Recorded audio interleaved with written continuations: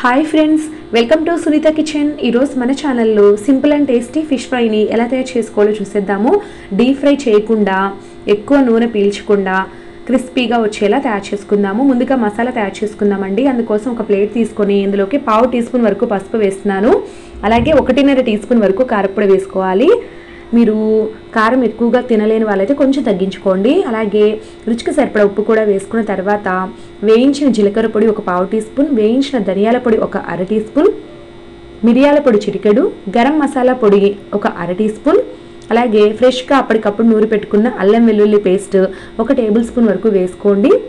Medium size ఒక చిన్న నిమ్మకాయని తీసేసుకొని నిమ్మరసం అంతా కూడా పిండుకోవాలండి. సరిపోతుంది మనం తీసుకునే క్వాంటిటీకి.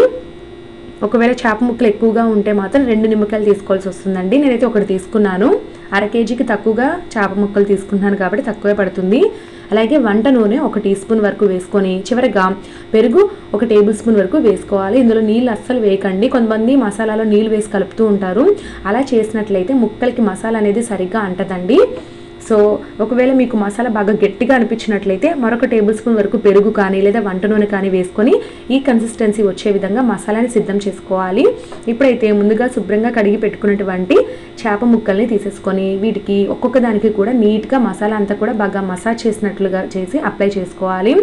మనము చికెన్ ఫ్రై చేసేటప్పుడు మొత్తం అంతా కూడా చక్కగా కలుపుతూ ఉంటాం కదా, అలా కలపకూడదండి. ఎప్పుడైనా కూడా ఇలా మసాలాని ఒక్కొక్క చేప ముక్కని తీసుకొని నీట్గా అప్లై చేసుకొని 1 లేదా 2 గంటల పాటు పక్కన పెట్టుకోవాలి. ఫ్రిడ్జ్లో అయినా పెట్టుకోవచ్చు లేదా బయట అయినా పెట్టుకోవచ్చు అండి.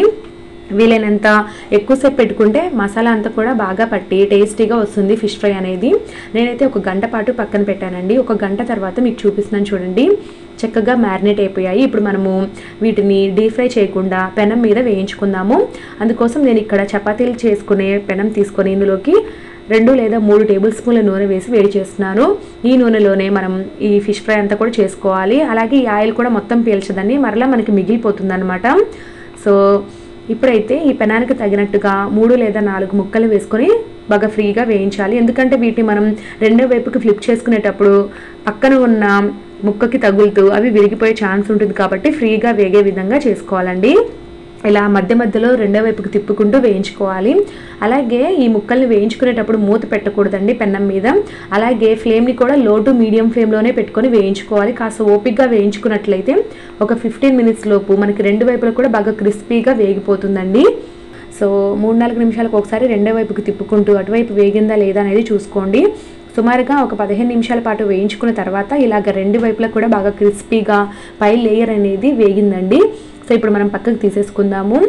సో మిగతా ముక్కల్ని కూడా ఇలాగే వేయించుకొని ఆనియన్స్తో గార్నిష్ చేసుకొని ఎంజాయ్ చేసేయండి. చాలా బాగుంటుంది. పప్పు, రసం, సాంబార్ లాంటివి చేసుకున్నప్పుడు సైడ్ డిష్గా ఇలా ఫిష్ ఫ్రై చేసుకోండి. తక్కువ నూనెతో క్రిస్పీగా చాలా టేస్టీగా ఉంటాయన్నమాట. సో ఈ రెసిపీ కనుక మీకు నచ్చినట్లయితే ఖచ్చితంగా మీరు కూడా ట్రై చేసి ఏ విధంగా వచ్చిందనేది నాకు కామెంట్స్లో తప్పకుండా తెలియచేయండి ఫ్రెండ్స్.